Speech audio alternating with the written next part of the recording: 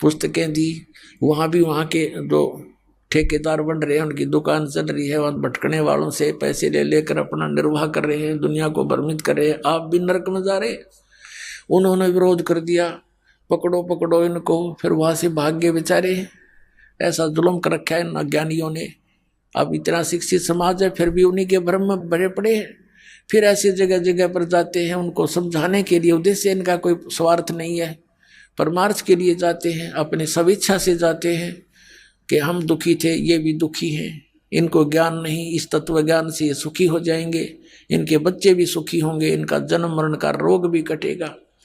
इस उद्देश्य से जा रहे हैं। तो कहते हैं मेले ठेले जाइयो, मेले बड़ा मिलाप, और पत्थर पानी पूजते हैं या ज्ञान गंगा मिल जात तो बेड़ा पार हो जाएगा आपका। पुणात्मा परमात्मा हमें याद दिलाने आए थे, इस झूठे सुख को सुख कहे ये मान रहा मन मोदे, ये सकल चबीना काल का कुछ मुख में कुछ गोदे। परमात्मा बताते हैं कि झूठे सुख को भी आप सुख मान रहे हो, और ये यहां सब काल का आहार है, कुछ मुख में है कुछ गोदी में। अब परमात्मा ने बताया कि जिसको तुम परमात्मा मान रहे हो, परमेश्वर कबीर जी कहा करते थे कि जिसको तुम भगवान मानते हो ये भगवान नहीं है। श्रीमद् भगवत गीता अध्याय नंबर 15 के श्लोक नंबर 1 से 4 में, 16 और 17 में इस अध्यात्म मार्ग का बहुत सा ज्ञान सुलझाया है। अपने आत्माओं, ये जो तत्व ज्ञान रूपी जड़ी दास आपको दे रहा है, सत्संग सुना रहा है, इसी के आधार से यह पुस्तक बनी है। पहले भक्ति सौदागर को संदेश बनाया था 2 भागों में, फिर उसी को एज इट इज है वो नाम बदलना पड़ा, क्योंकि भक्ति सौदागर पुस्तक को सुनकर ये नकली डेरे वाले बिदकन लाग गए कि यह पुस्तक नहीं लेनी है, ये पुस्तक नहीं लेनी है। तो बच्चा नाम बदल लिया कि अपनी जड़ी ये पहुंच जा भक्ता के तक। तो ये एक ऐसा ज्ञान सुलझा दिया। कबीर परमात्मा कहते हैं, कहा है मालिक ने कि 9 मन सूत उलझिया, ये ऋषि रहे जखमार, और सतगुरु ऐसा सुलझा दे उलझा ना दूजी बार। अब ये ज्ञान ऐसा सुलझा दिया, इस कलयुग में नहीं उलझेगा। भक्ति करेंगे सभी करेंगे, अब सदियों तक चलेगा ये भक्ति मार्ग, पूरे विश्व में जाएगा ये तत्व ज्ञान। सबको जरूरत है परमात्मा की, क्योंकि जब राजा भी दुखी होता है वो संतों के पास जाता है और संतों से अपने राज्य में सुख की चाह करता है।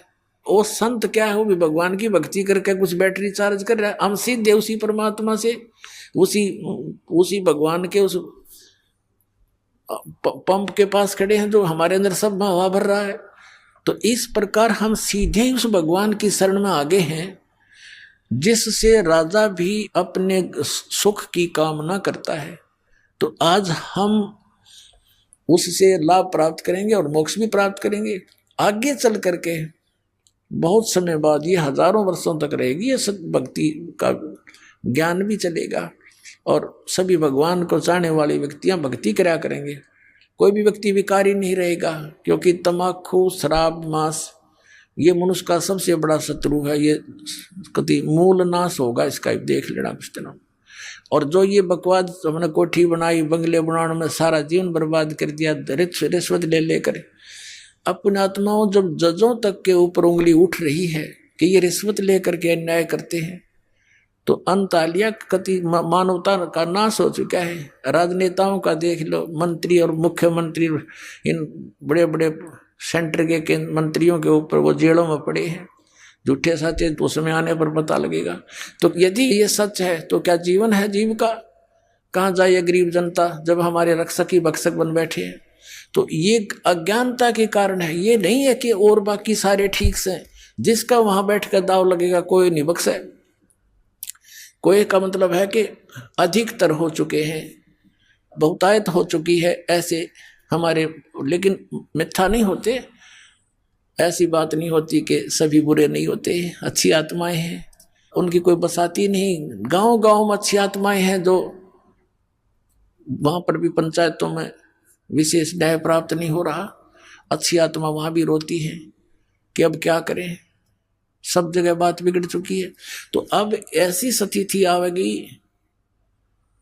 कि प्रभुता की भूख खत्म होगी, समय लगेगा, थोड़ा सा होगा इस ज्ञान से ही, और बहुत ज्यादा समय भी नहीं लगेगा, बहुत शीघ्र होगा, क्योंकि ये प्रचार बहुत अच्छी तरह हो रहा है। अपने आत्मा इस अच्छे मार्ग में है। एक ये दास है जो सत्य बता रहा है, इस दास को छोड़कर जितने भी संत हैं या पंथ हैं वो अध्यात्म मार्ग से परिचित नहीं, उनके पास ये सत्य साधना नहीं, तत्व ज्ञान नहीं। अब जैसे पुण्यात्मा कितना ही अच्छा हॉस्पिटल हो और कितना ही नेक डॉक्टर बैठा हो बोलन में चालन में, लेकिन उसके पास ट्रीटमेंट उस रोग का है नहीं, तो खाक है वो हॉस्पिटल, और खा क्या है वो डॉक्टर। फिर कितना अच्छा हो, कितना अच्छा बोलता हो, उसने क्या करेंगे हम। तो कहने का भाव ये है कि ये जो जड़ी है जन्म और मरण के रोग का नाश करने की, ये सतनाम है। सतनाम 2 अक्षर का है, जिसमें एक ओम है और एक तत्सांकेतिक है, और फिर एक आदि नाम जिसको सार नाम कहते हैं। और प्रथम ये मंत्र जो 7 नाम आपको दिए जाते हैं, जिनमें बीच में 5 नाम है, और ये कंप्लीट कोर्स अब स्टार्ट करना था। परमात्मा ने कहा था कबीर साहब ने धर्मदास जी से कि धर्मदास तो लाख दुहाई, और ये सार शब्द की दबार न जाई। ये सार शब्द बार जो पढ़ी बिचली पीढ़ी हंस नीतर ही। फिर क्या बताया दूसरे अध्याय में कि धर्मदास मोरी लाख दुहाई, ये मूल ज्ञान की दबार न जाई। मूल ज्ञान बार जो पढ़ी, ये बिचली पीढ़ी हंस नीतर ही। इस मूल ज्ञान को तू तब तक छुपाई जब तक द्वादश पंथ ना मिट जाए। अब अभी तक इसको छुपा के रखना था, ये मंत्र भी नहीं सार्वजनिक करने थे। आदरणीय नानक साहिब जी को भगवान मिले बेई नदी पर एक जिंदा महात्मा के रूप में, सचखंड लेकर गए।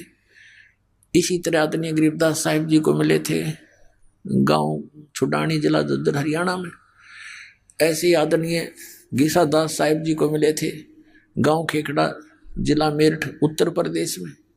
ऐसे आदरणीय दादू साहिब जी को मिले थे, ऐसे आदरणीय मरुगदास जी को मिले थे, ऐसे आदरणीय धर्मदास साहिब जी को मिले थे जिंदा महात्मा के रूप में। इनको सचखंड लेकर गए थे, फिर इनको वापस छोड़ा था, और इन सबको कह दिया था कि अभी इस सतनाम का तुम तो जाप करो, लेकिन अभी किसी को बताना नहीं। आप जी को दिखाया था कि भाई बाले वाली जन्म साखी में, समुद्र की साखी में आदरणीय नानक साहिब जी स्वयं तो उस 2 अक्षर के मंत्र सतनाम का जाप कर रहे थे, लेकिन अपने शिष्य बाला और मर्दाना को कहा था तुम तो वाहिगुरु जपो। अब क्यों कहा था?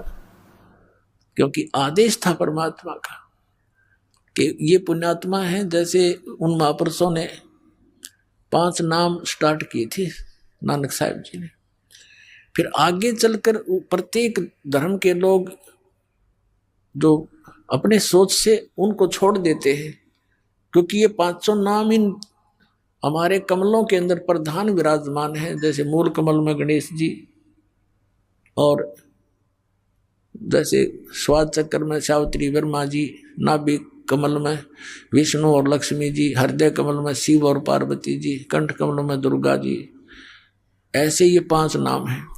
तो इन सब ने यूं सोचा भी हमारे गुरुजी तो बात तो करते हैं सचखंड सतलोक की बताते थे वो तो, और तुम इन देवताओं की पूजाएं बताते हो। तो फिर उन्होंने इन पूजाओं को त्याग दिया, और फिर केवल एक जो नानक साहब ने कहा था वाहिगुरु वाहिगुरु जाप करो, एक ओंकार कर्ता पुरुष निर्भव, ये पूरा सतनाम, ये महिमा है भगवान की। जैसे गायत्री मंत्र बना रखा है हिंदुओं ने, वैसे तो उसके सामने ओम मंत्र नहीं लगाना चाहिए, क्योंकि ये यजुर्वेद अध्याय नंबर 36 का मंत्र 3 है, इसमें ओम नहीं लगा है। इन्होंने अपनी सोच से जैसा बना रखा है, अब विषय दूसरा, इसलिए यहाँ आगे नहीं बढ़ाएंगे इसको। तो वहां नानक साहिब जी स्वयं तो उस सतनाम का जाप कर रहे हैं और शिष्यों को बना कर रहे हैं, और साथ में सार्वजनिक भी कर दिया कि कोई आने वाला इस समय के लिए कि हमें फिर पहचान जाएंगे कौन सा मंत्र है वो 2 अक्षर का और जिससे मोक्ष हो सकता है। और उस समय क्यों किस कारण से ये नहीं दिया गया सिख समाज में, और अब ये दास बताएगा वो सब कारण, सब रीजन, क्योंकि इस दास को परमात्मा ने भेजा ही इस उद्देश्य से है कि इस समय में सबको वो ज्ञान गूढ़ बताऊं जो परमात्मा के बच्चों ने, उन महापुरुषों ने अभी तक छुपा कर अपने घर में दबा जरूर दिया, अपनी अमृतवाणी में छुपा लिख रखा सबने। जैसे आदरणीय नानक साहिब जी ने प्राण संग्रही बनाई थी एक पुस्तक, और उसको सिंगल द्वीप के राजा शिवनाभ से कह दिया था कि ये मेरा शरीर समझ लेना, मैं आपका गुरु हूँ। गुरु को कितना आदरणीय रखा जाता है, तो ये मेरा शरीर समझ लेना जो मैं प्राण संग्रही यानी एक ग्रंथ लिखकर आपको दे रहा हूँ, जिसके अंदर सारा भेद था। ये 2 मंत्र का अक्षर का मंत्र भी उसमें क्लियर लिखा था, उसकी वे ऑफ वर्शिप भी लिखी थी। तो 5वें गुरु अर्जुन देव जी को जब लगे ग्रंथ साहब की ये सब वाणियों को इकट्ठा करके जल्द बनाने में, ये ग्रंथ साहब बनाने लगे, तो वो भी देखा उन्होंने मंगा करके शिवनाभ राजा से, लेकिन उसके अंदर वो मंत्र जाप था 2 अक्षर का, जिसको समुद्र की साखी में नानक साहिब जी जाप कर रहे थे, और मर्दाना ने भी वो गलती से जाप करना शुरू कर दिया था, वो डूबने लगा था। और नानक साहिब जी ने कहा था कि मर्दाना तू मेरी नकल ना करे, मेरी करनी ना देख, मेरे वचन की बात पालना कर रहे। तो उस डर से उन अर्जुन देव जी ने सोचा कि कहीं ये मंत्र गुरु ग्रंथ साहिब में आ गया और सिख समाज इसको जाप करने लग गया तो गुरु जी की आज्ञा की अवहेलना होने से पापी बन जाएंगे और इनको हानि हो जाएगी, जैसे मर्दाना को हो रही थी। इसलिए उन्होंने उस प्राण संग्रही को पढ़ा जरूर इस उद्देश्य से कि इसमें रखें ग्रंथ साहिब के अंदर, लेकिन इस कारण से उन्होंने उसको जल प्रवाह कर दिया।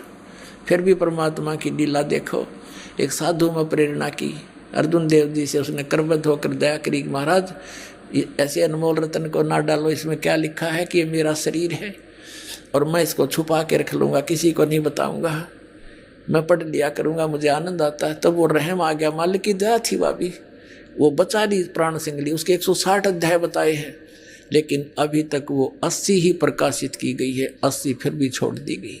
अब फिर उधर से परमात्मा को मालूम था कि इतना लंबे समय में कोई ना कोई गलती काल करवा देगा हमारे बच्चों से।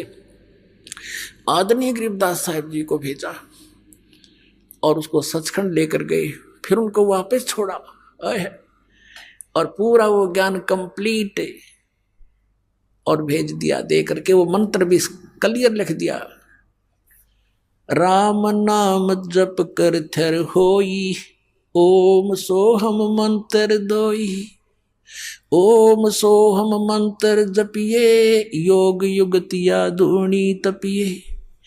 आदरणीय गीसा दास साहिब जी ने कहा कि ओम सोहम जप ले भाई, राम नाम की यही कमाई। ऐसे नानक साहब ने वो आपके समक्ष ही है।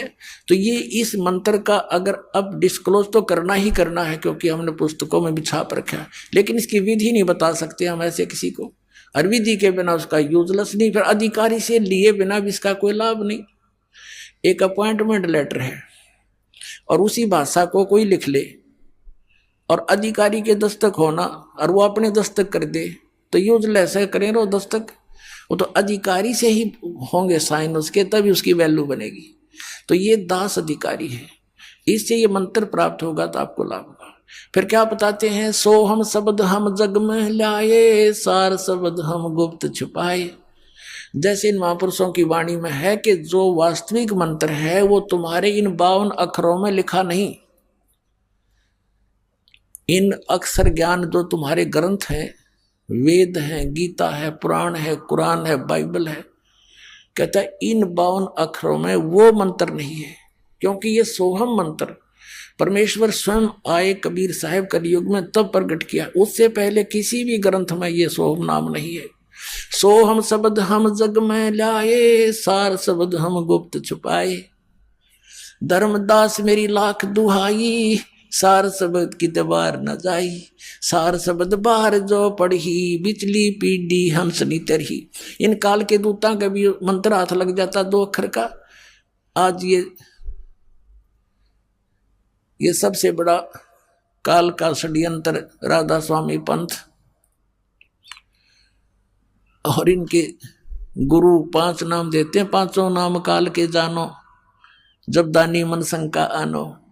सतनाम और आदि नाम उनसे अलग है, वो उनको पता नहीं। तो है पूरा काल का जालियो, भ्रमित कर दिया करोड़ों जीवों को, भोली आत्माओं को। उन्होंने विश्वास किया कि परम धनी होंगे, और वह भूत बन के बुक्की में बोल रहे शिवदयाल राधा स्वामी पंथ का प्रवर्तक अपनी शिष्या बुक्की में भूत बनकर सारी क्रियाएं प्रेत वाली कर रहा है। हो गया मुक्त, चला गया राधा स्वामी लोक में। लोग सब तो उत्ते साडा राधा स्वामी लोक है, और राधा स्वामी लोग तो बुक्की था फिर, जिसमें शिवदयाल बोल रहा था। उनके जीवन चरित्र में लिखा है कि शिवदयाल जी बुक्की माँ करके सब बोला करता था, हुक्का भी पीने लग गया, फिर रोटी भी खाने लग गया बुक्की बहन के माध्यम से। और लेखक भी उसका आगे हाथ जोड़ता बुक्की का, आग में बैठे भूत के सामने कि कुछ लाभ, कुछ मार्ग बताओ। बता दिया मार्ग, आप भी प्रेत और सारे प्रेत बनवाऊंगा, बनेंगे। तो कहने का भाव ये है कि यदि ये मंत्र, जैसे एक शिवदयाल जी राधा स्वामी पंथ के शिवदयाल जी हुए, जिन आगरा से जो इस पंथ के प्रवर्तक माने जाते हैं, उन्हीं का शिष्य हुए जयमल सिंह जी। जयमल सिंह जी के शिष्य हुए सावन सिंह जी। व्यास में उन्होंने प्रारंभ किया जयमल सिंह जी ने डेरा व्यास तो राधा स्वामी का। उसके उत्तराधिकारी हुए सावन सिंह जी। सावन सिंह जी ने 5 भाग बनाए संत मत प्रकाश के। उसमें चौथे भाग में लिख रखा है कि वो एक गुरु पूरा कहा जो 2 अक्षर का वेद बता। तो तुम क्या हो फिर, नकली हो? तुम्हारे पास तो है नहीं वो 2 अक्षर, दुनिया जोड़े बैठे यहाँ पर। तो इस प्रकार पुण्यात्माओं ये 2 अक्षर का भेद बतानी है। यो दास है परमात्मा का भेजा हुआ। कहते हैं समझा है तो सर दर पाओ और नीरे सदाओ, ये संसार समझदा नहीं, कहंदा श्याम दोपहरे नो, गरीबदास ये वक्त जाता रोग इस पैरे नो। बोलो सतगुरुदेव। परम पिता परमात्मा पूर्ण ब्रह्म सारी सृष्टि के रचनहार कुल मालिक कबीर परमेश्वर जी की असीम कृपा से है आप जी ये सत्संग सुन रहे हैं। परमात्मा की असीम कृपा से ऐसा संयोग, ऐसा योग जुड़ा करता है, ऐसा शुभ अवसर प्राप्त होता है। मानुष जन्म, फिर पूरे संत की शरण, पूर्ण परमात्मा की शरण, ये असंख्य युगों के बाद ये संयोग जुड़ा करते हैं जो आज आप जी को वो समय प्राप्त है। पुण्यात्मा, डॉक्टर को ज्ञान होता है कि पेशेंट को कितनी राहत मिल रही है। डॉक्टर कहता है कि आपका सौभाग्य है आप समय पर पहुंच गए, अन्यथा ये रोग भयंकर हो जाता। यदि और परमात्मा 100 वर्ष लेट कर देते तो ये भयंकर रोग हो जाता। पृथ्वी से परमात्मा का नामो निशान मिट जाता, पूरा विश्व चीन जैसा नास्तिक हो जाता। तो पुण्यात्मा, अब ये पुनः भक्ति एक बार फिर से मानो समाज में प्रवेश होगी। परमात्मा की असीम रजा से यह समय आप जी को प्राप्त हुआ है। परमात्मा कौन है, वो कैसा है, और वो किस स्थान पर रहता है, या उसका कोई स्थान विशेष है ही नहीं, जैसा कि निराकार कहा जाता था। परमात्मा की हमें आवश्यकता किस लिए है, हम क्यों खोज रहे हैं, क्यों हम पहाड़ों पर कठिन कठिन जंगलों में भयंकर बियाबान में भटक रहे हैं, कहीं गुफाओं में बैठे हैं, पता नहीं कहां कहां ऊंची पहाड़ियों पर परमात्मा की खोज कर रहे हैं। तो उसकी आवश्यकता क्या है? और यदि परमात्मा की हम आवश्यकता महसूस करते हैं तो वो मिले कैसे? इन सभी प्रश्नों का उत्तर आज से 600 वर्ष पहले परमात्मा कबीर जी स्वयं बताकर गए थे, लेकिन हम अपने पिता के उस रहस्य को समझ नहीं सके, क्योंकि हम बालक बुद्धि के थे। हम अज्ञान सुना करते थे, उस अज्ञान ने हमारे अंदर वो तत्व ज्ञान समाने नहीं दिया, जिस कारण से परमात्मा ने अब आपको शिक्षित किया और शिक्षित करके अब आपको अपनी पहचान बताई और वो विधान बताया। परमात्मा पाने का वो भक्ति मंत्र आपके समक्ष रूबरू करवा दिया। आज सुबह भी आप सत्संग सुन रहे थे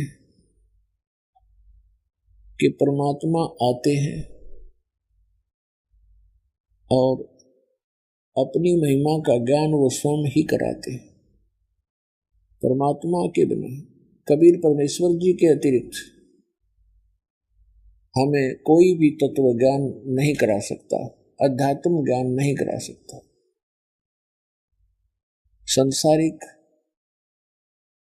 रोजगार के लिए तो बहुत से ट्रेनिंग सेंटर मिल जाएंगे और वो उस सत्र के तो सही होंगे, लेकिन परमात्मा पाने के आपको ये केंद्र नहीं मिलेंगे। और जिन केंद्रों को, जिन संतों को, सत्संग और पंथों को ये भोली आत्माएं परमात्मा मिलाने वाले वो केंद्र मान कर गए, वो सब नकली थे, डुप्लीकेट थे। उनका ज्ञान गलत, उनका भक्ति मार्ग गलत, उनका वे ऑफ वर्शिप गलत। तो पुण्यात्मा, परमात्मा ने दया करी आप जी के ऊपर, आपको सत्संग मिला, यथार्थ ज्ञान मिला और वो कंप्लीट गॉड मिला, पूर्ण परमात्मा भगवान मिला। परमात्मा के पाने के जो साधन है, साधना जिसे कहते हैं, बहुत ही आसान है, सबसे आसान है। और इसको ये मन करने नहीं देता, आनाकानी करता है। बाकी कितनी बकवाद करवा ले इससे, इसको कोई प्रॉब्लम नहीं। जैसे श्रद्धालु जाते हैं इष्ट धाम पर, कई तो पेट पलड़ियां जाते हैं, ऐसे दंडवत करते हुए लंबे लेट जाते हैं, निशान लगाते हैं, उठकर फिर जाते हैं, उस निशान पर पैर रख के फिर आगे लेट जाते हैं, फिर निशान लगाते हैं। तपस्या करते हैं खड़े हो होकर, और कई सैकड़ों वर्षों तक, कई वर्षों तक खड़े रहते हैं। पहले लंबी आयु थी जब सैकड़ों वर्षों तक खड़े रहा करते थे, अब 5, 7, 10 वर्ष तो बहुत से ये डरे ढोने वालों की हमने बहुत सी कथाएं सुन रखी है। फिर उसमें मन को कोई ऑब्जेक्शन नहीं, नो प्रॉब्लम। और जब ये सही मंत्र जाप का समय आता है तो ये पहले तो विश्वास नहीं करता, क्योंकि अज्ञान से परिपूर्ण होता है ये मन। और जब इसको ज्ञान होने लगता है, सब समझ में भी आ जाता है, फिर ये मंत्र पर भी आनाकानी करता है। परमात्मा के ज्ञान से ये आत्मा फिर इसको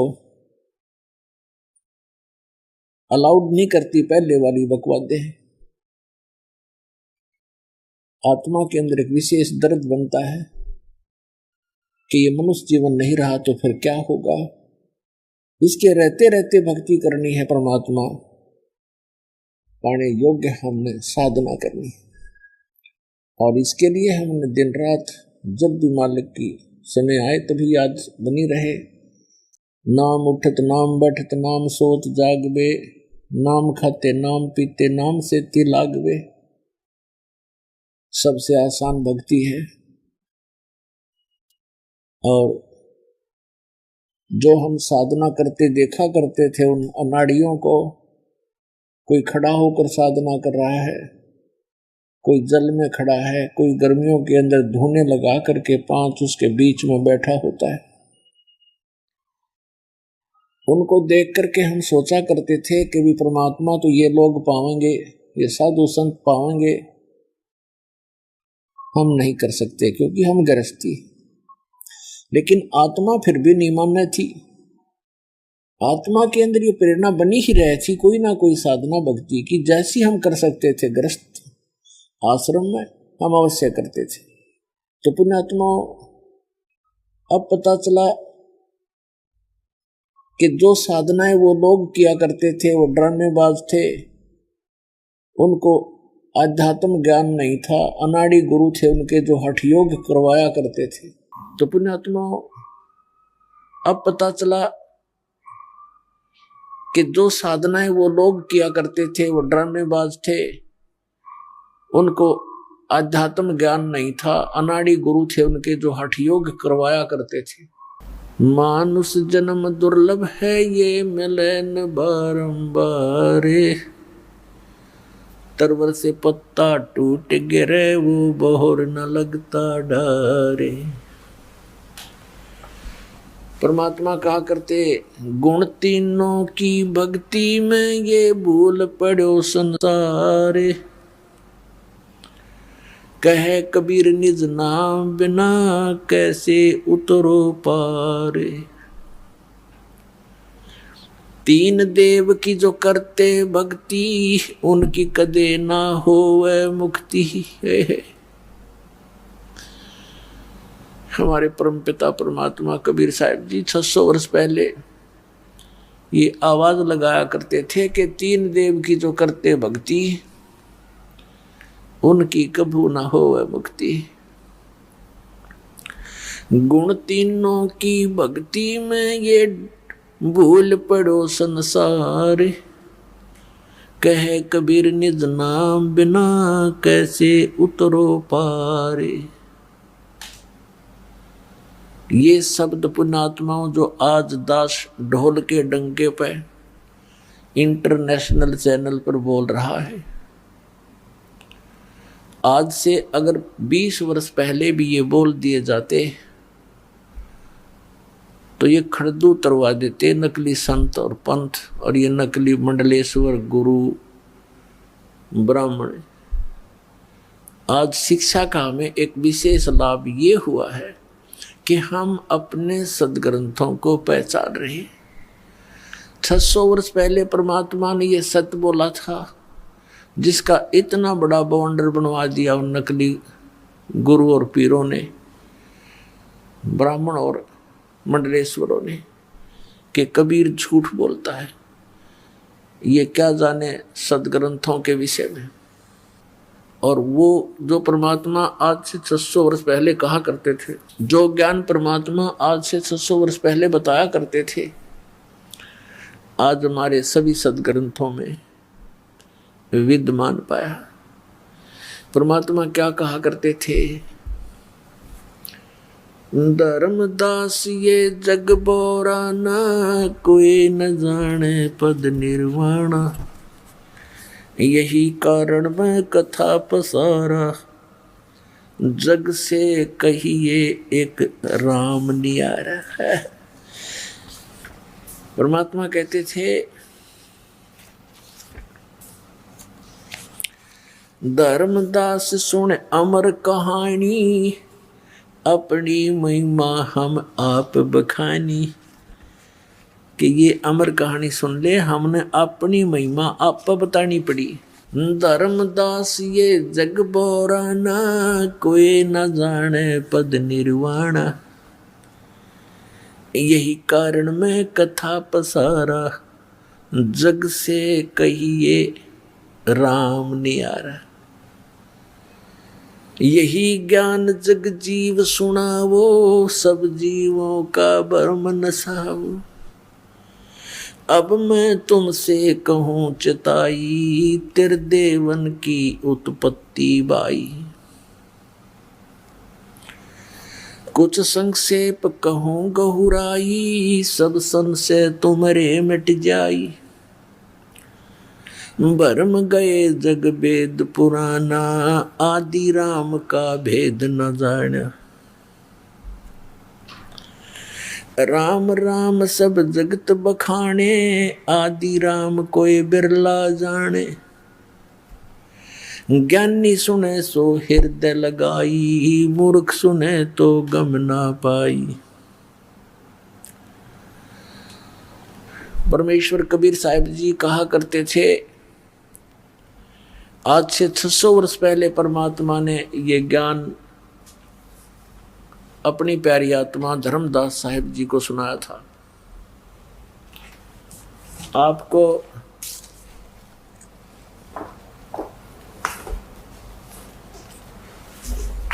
आप जी को पवित्र कबीर सागर से रूबरू कराते हैं, जो 600 वर्ष पहले परमात्मा ने अपनी अमृतवाणी बोली थी। आदरणीय धर्मदास साहिब जी ने उस परम पूज्य परमेश्वर कबीर साहिब की बोली अमृतवाणी, सच्चिदानंद घन ब्रह्म की वाणी लिपिबद्ध की थी। और 600 वर्ष पहले परमात्मा ने वो ज्ञान दिया था जो हमारे हिंदू धर्म के ये नकली गुरु ब्राह्मण ऋषि मंडलेश्वर ये भी नहीं बता पाए। ब्रह्मा विष्णु महेश को भी पता नहीं अपने विषय अपनी जानकारी और यथार्थ ज्ञान अध्यात्म ज्ञान उनको पता नहीं। उनको भी अपने पिता का ज्ञान नहीं, माँ का पता लग गया। अब माँ उनको बतावे कि कौन है तो वो कहे मुझे पिता से मिलाओ, तो उसने कहना पड़ा वो निराकार है, वो दिखता नहीं भाई। तो यहाँ तो पुण्यात्माओं सब जगह धोखा ही धोखा है। और 600 वर्ष पहले परमात्मा ने अपनी अमृतवाणी में बताया था, जो दास आपको भी सुना रहा था, पर अब इसमें दिखाऊंगा कबीर सागर में, देखिएगा। ये है पवित्र कबीर सागर, खेमरा श्री कृष्ण दास प्रकाशन बंबई से ये छपा है।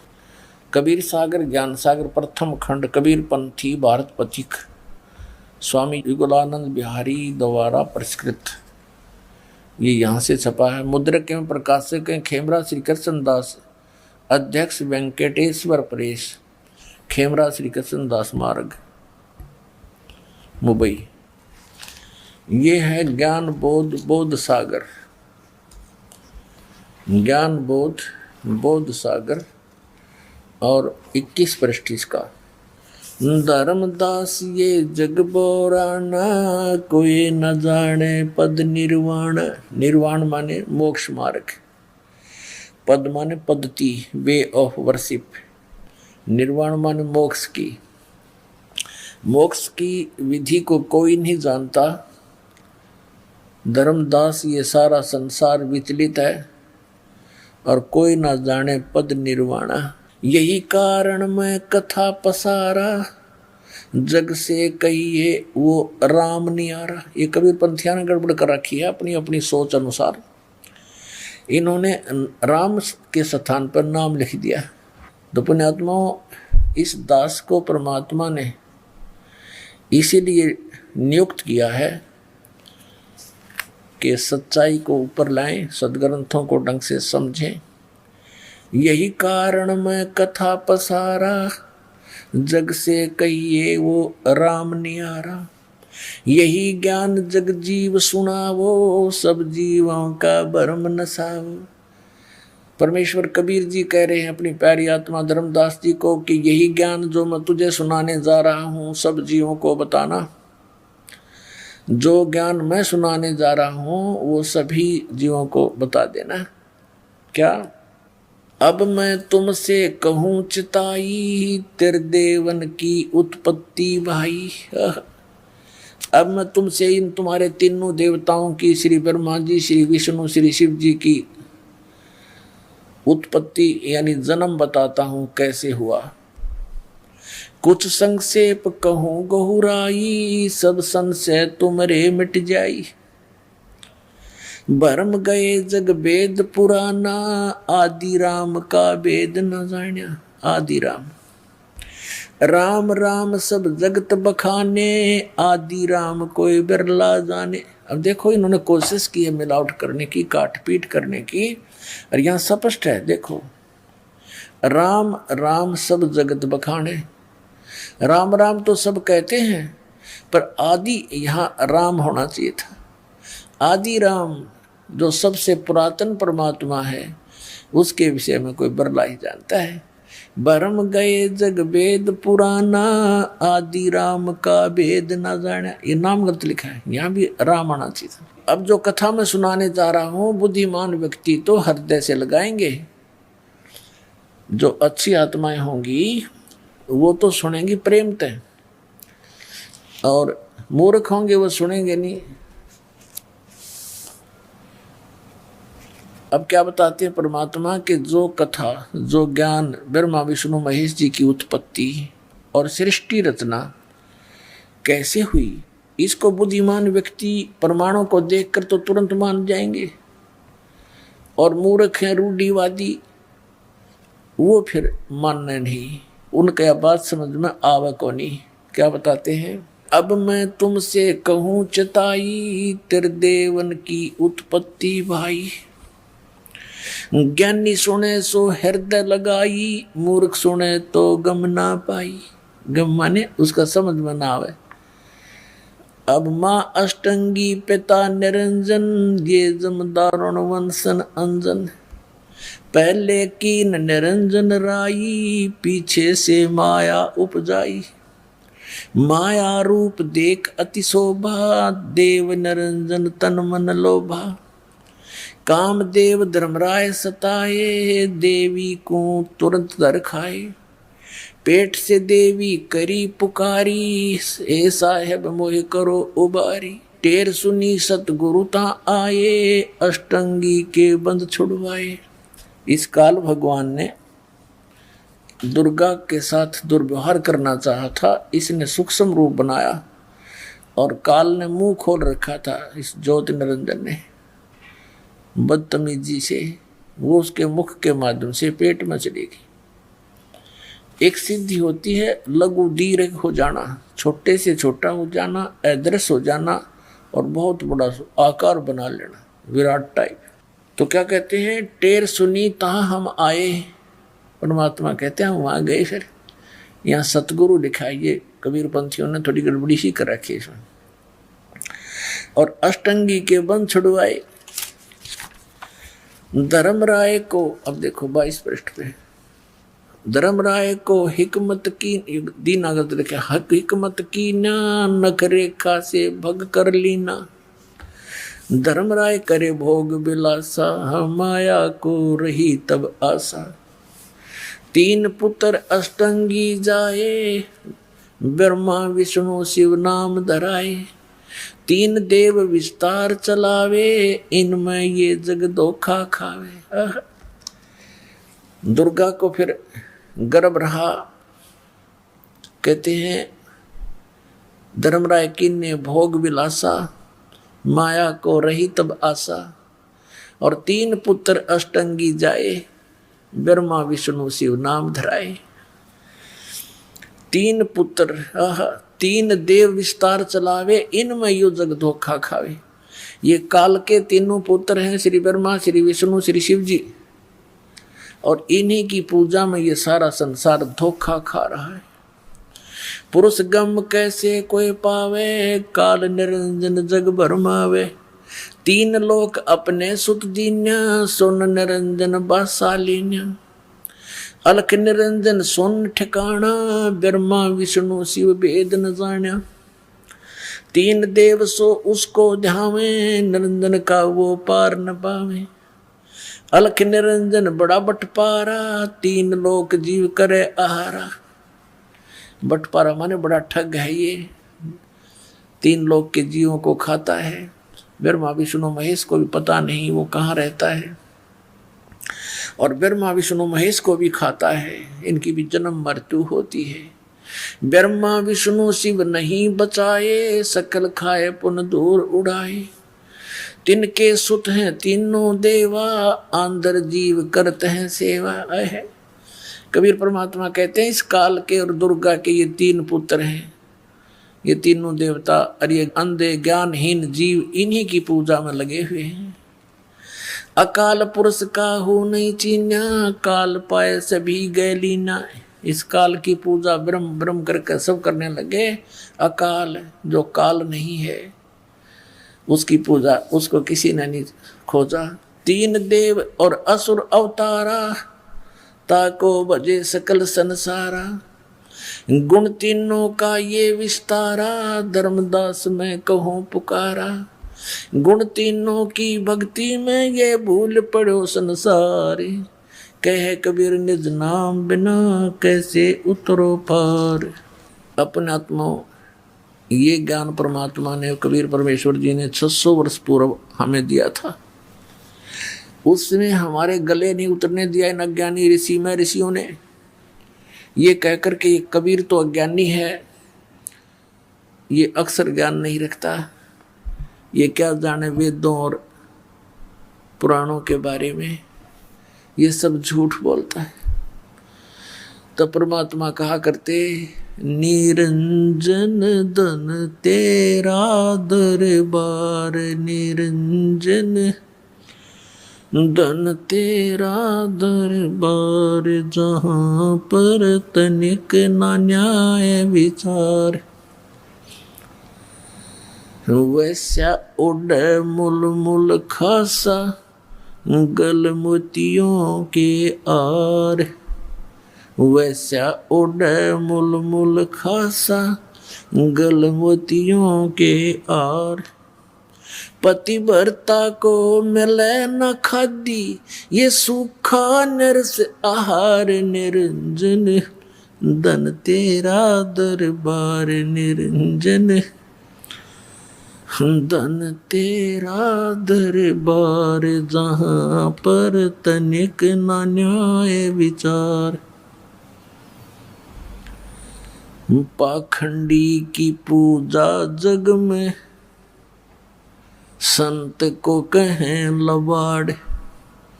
पाखंडी की पूजा जग में, संत को कहें लबाड़। अज्ञानी को परम विवेकी, ज्ञानी को मूढ़ गंवार। निरंजन धन तेरा दरबार, निरंजन धन तेरा दरबार, जहाँ पर तनिक न न्याय विचार। कह कबीर सुनो भाई साधो, यहाँ सब उल्टा व्यवहार। कहे कबीर सुनो भाई साधो, यहाँ सब उल्टा व्यवहार। सच्चों को तो ये झूठा बतावे, इन झूठों का एतबार। निरंजन धन तेरा दरबार, निरंजन धन तेरा दरबार, जहाँ पर तनिक ना न्याय विचार। अब परमात्मा ये कहा करते थे कि इन पाखंडिया की पूजा जग में, और कबीर परमेश्वर को कहते हैं ये तो लबाड़ है। लबाड़ माने जो मुंह माववाए बोल देता है, वही कह देता है कि ब्रह्मा विष्णु महेश नासवान है, इनकी जन्म मृत्यु होती है और इनकी माता अष्टंगी है, इनका पिता ज्योत निरंजन है। कहती है झूठा है, झूठ बोलता है, ये सदग्रंथों पुराणों को क्या जाने, क्योंकि ये संस्कृत भाषा में लिखे हैं और संस्कृत भाषा के पढ़ने का अधिकारी केवल एक ब्राह्मण वर्ग होता था। यही ऋषि होते थे, यही मैं ऋषि होते थे, मैं ऋषि दानंद जैसे नकली। और इन्होंने बट्ठा बैठा दिया। कबीर परमेश्वर 600 वर्ष पहले प्रयत्न करके गए थे, आज हम सभी सुखी हो जाते हैं। एक भगवान होता, एक ज्ञान होता, एक ही भक्ति होती। अपनी भक्ति करके हम अपने सतलोक में चले जाते। आने वाली पीढ़ियां अभी भक्ति करके सुखी होकर के सतलोक चले जाते। तो ये तो एक यूनिवर्सिटी है ये पृथ्वी, समझो दूसरे शब्दों में। और मानव शरीर प्राप्त प्राणी इसमें प्रवेश पाए हुए हैं। तो इस यूनिवर्सिटी यानी विद्यालय में, महाविद्यालय में हमने अपनी ट्रेनिंग भक्ति, अपनी शिक्षा प्राप्त करके डिग्री प्राप्त करी और गए। अब नौकरी मिल लगी सतलोक में। अब यहाँ जिन्होंने ब्रह्म तक की पूजा की वो ब्रह्म लोक में जाकर नौकरी प्राप्त कर ली, वहां इनको पद मिल गया।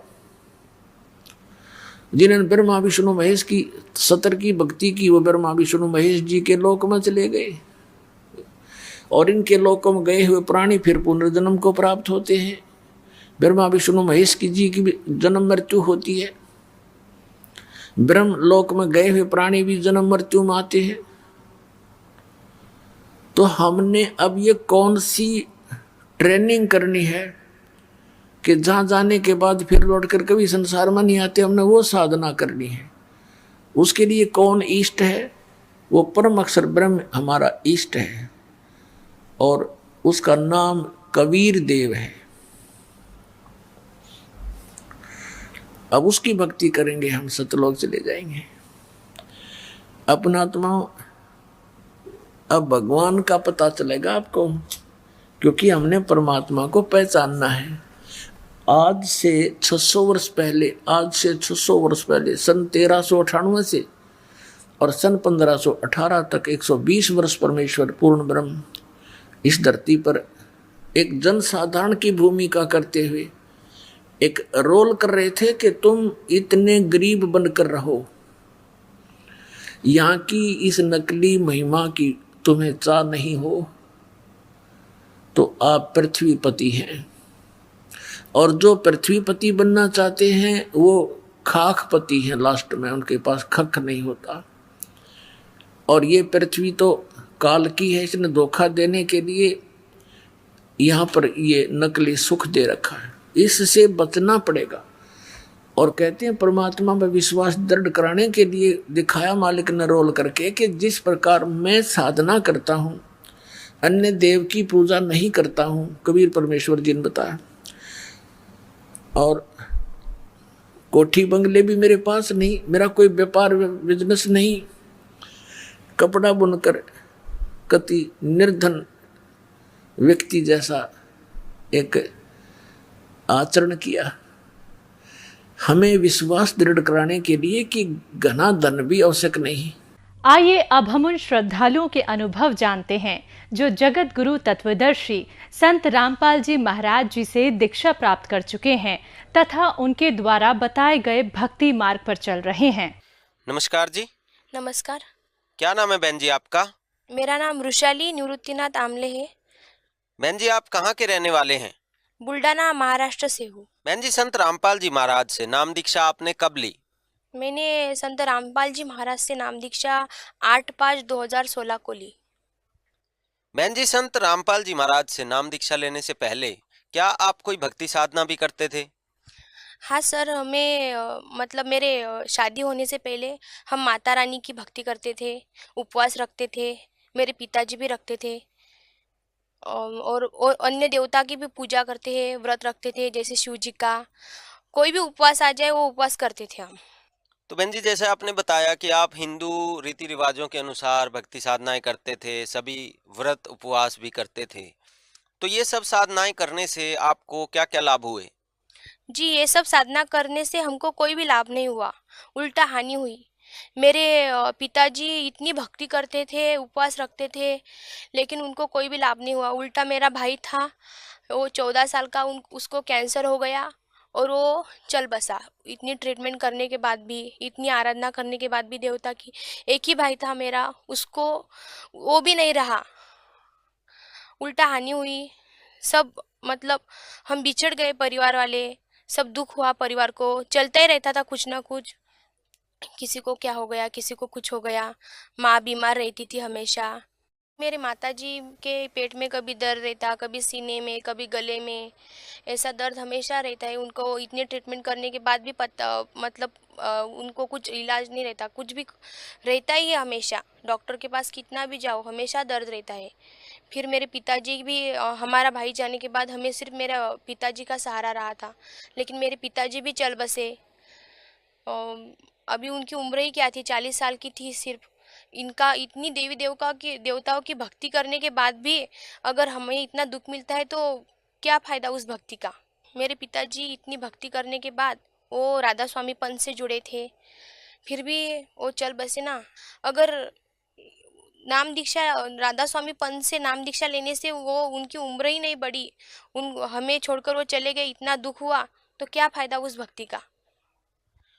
तो बहन जी, आपका कहने का मतलब है कि जो आप देवी देवताओं की भक्ति करते थे और आपके पिताजी जो राधा स्वामी ब्यास से जुड़े हुए थे और आप लोग भी देवी देवताओं की इतनी भक्ति कर रहे थे, उन सब साधनाओं को करने के बावजूद आपके एक छोटे भाई की डेथ हो गई। आपके पिताजी भी बहुत छोटी सी उम्र में 40 साल की उम्र में ही आप लोगों को छोड़कर चले गए और आपके परिवार में दुख ही दुख थे।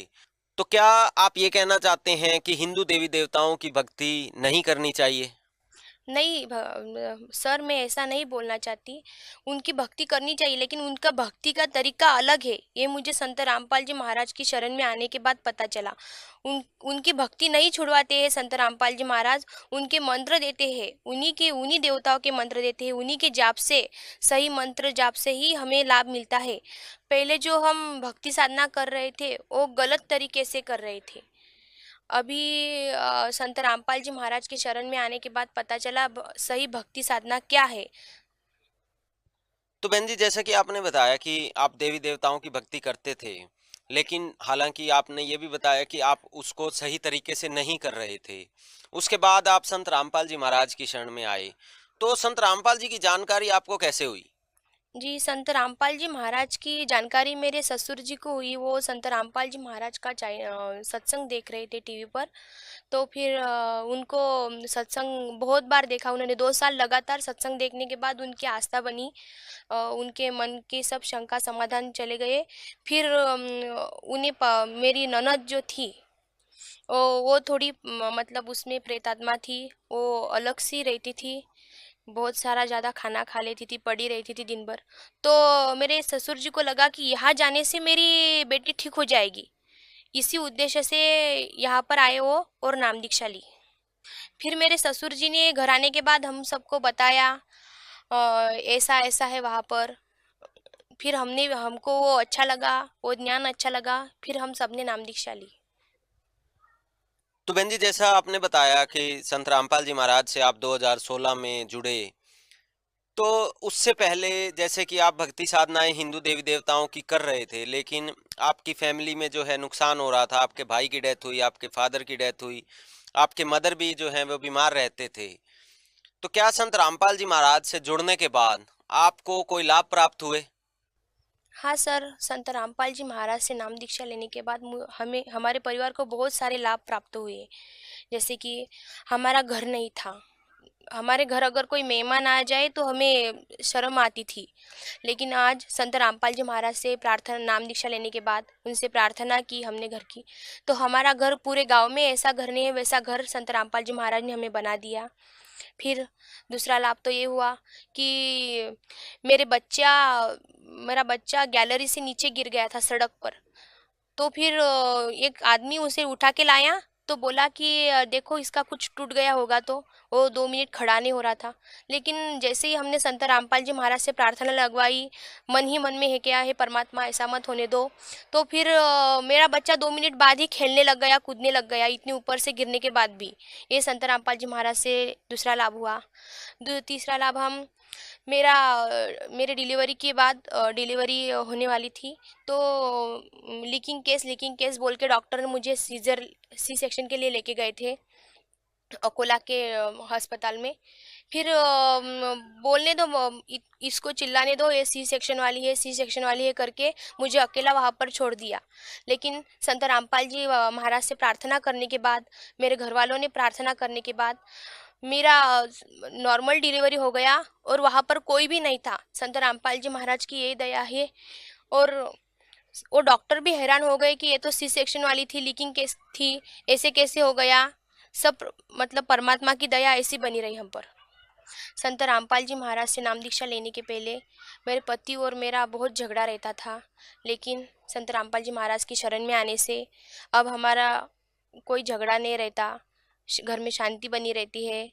अगर बच्चा भी बीमार पड़ जाए तो खाली हम उसे अमृत जल और चरणामृत ये सब देते हैं और बच्चा ठीक हो जाता है। ऐसी बहुत बड़ी बाधा नहीं आती हम पर। संत रामपाल जी महाराज से प्रार्थना करने से ही सब कुछ ठीक हो जाता है। संत रामपाल जी महाराज से नाम लेने से पहले मेरे ननद जो थी वो बीमार रहती थी, उनके अंदर प्रेत आत्मा जैसी थी। वो अकेला ही सारे परिवार का खाना खा जाती थी और वो दिन भर पड़ी रहती थी। उनका छोटा बच्चा था, उसको अगर दूध पिलाना हो तो मेरे सास ससुर उसको दूध पिलाने लेके जाते थे।